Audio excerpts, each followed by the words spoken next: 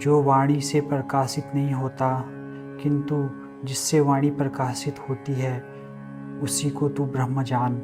जिसकी लोग उपासना करते हैं वह ब्रह्म नहीं है। ब्रह्म वाणी से परे है, उसे वाणी से प्रकाशित नहीं किया जा सकता, परंतु जिससे वाणी प्रकाशित हो रही है वह ब्रह्म है। जिसकी वाणी के द्वारा उपासना की जा सकती है वह ब्रह्म नहीं है। वाणी के द्वारा उपासना किसकी की जा सकती है? जिसका कोई आकार है, जिसका कोई नाम है। जैसे कि कोई देवता मात्र प्रकृति की शक्तियां हैं, जिन्हें ऋषियों ने दैवीय गुण होने के कारण देवता कहा था कि उनमें दैवत्व है, जिनका उस समय हमें किसी भी प्रकार का वैज्ञानिक बोध नहीं था। तो ऋषि कह रहे हैं कि जिसकी लोग उपासना करते हैं वह ब्रह्म नहीं है, क्योंकि ब्रह्म इंद्रियों के परे है। आदि गुरु शंकराचार्य ने भी निर्वाण षटकम में यही कहा है, मनोबुद्धि अहंकार चित्तानि नाहम न च श्रोत्र जिह्वे न च घ्राण नेत्रे न च व्योम भूमिर न तेजो न पायु चिदानंद रूपा शिवोहम शिवोहम। ना मैं मन हूँ, ना मैं बुद्धि हूँ, ना मैं अहंकार हूँ, ना मैं चित्त हूँ, ना मैं इंद्रियां हूँ, ना मैं पृथ्वी हूँ, ना मैं आकाश हूँ, ना मैं वायु हूँ, ना मैं जल हूँ। मैं तो शुद्ध चैतन्य शिव हूँ। जो इंद्रियों के परे है, हम उसकी उपासना कैसे कर सकते हैं? उपासना के लिए तो दो चाहिए, उपासक और उपास्य। परंतु ब्रह्म जब होता है तो ना उपासक शेष रहता है ना उपास्य। उपासक उपास्य में लीन हो जाता है और ब्रह्म लीन होकर मिट जाता है। तो कौन किसकी उपासना करे? यह ब्रह्म ही टूट जाता है कि मैं हूँ। जब ब्रह्म होता है तो मैं नहीं रहता, और जब मैं यानी कि अहंकार होता है तो ब्रह्म का कुछ पता नहीं चलता। ऋषि यहाँ पे पुनः हमें सचेत कर रहे हैं कि तुम जिसकी उपासना कर रहे हो उसे ब्रह्म न मत जान लेना, उसको शिव मत जान लेना। शिव तुम्हारी उपासना के परे हैं, तुम्हारी कल्पना के परे हैं। यन मनसा न मनुते ये नाहुर मनोमतम तदेव ब्रह्मम तवम विद्धिम नेदम यदि उपासते।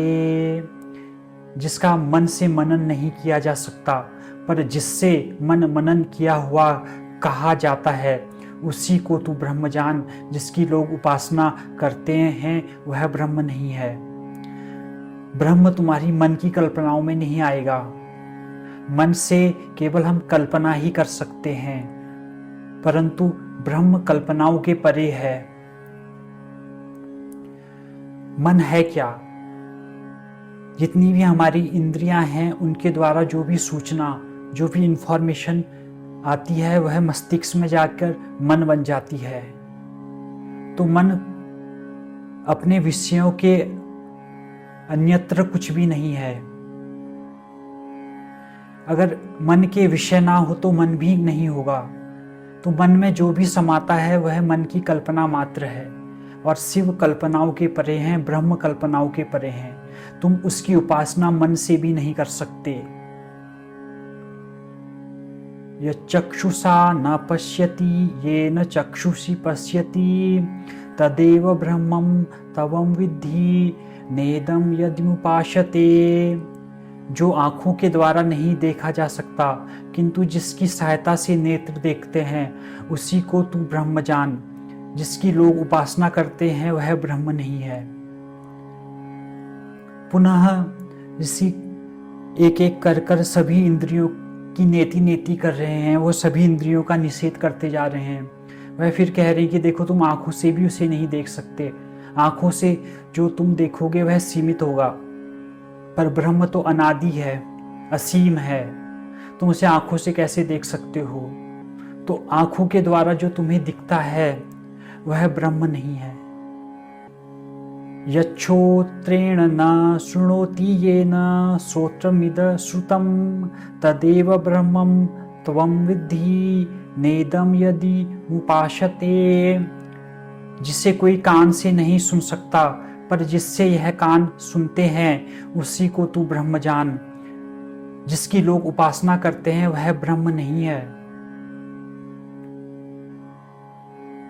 जिसे कान से नहीं सुना जा सकता, कान से सिर्फ ब्रह्म का ज्ञान नहीं लिया जा सकता। कान के द्वारा भी कान सिर्फ वह सुन सकते हैं जो हमारी अविद्या, हमारे अज्ञान को मिटा सके।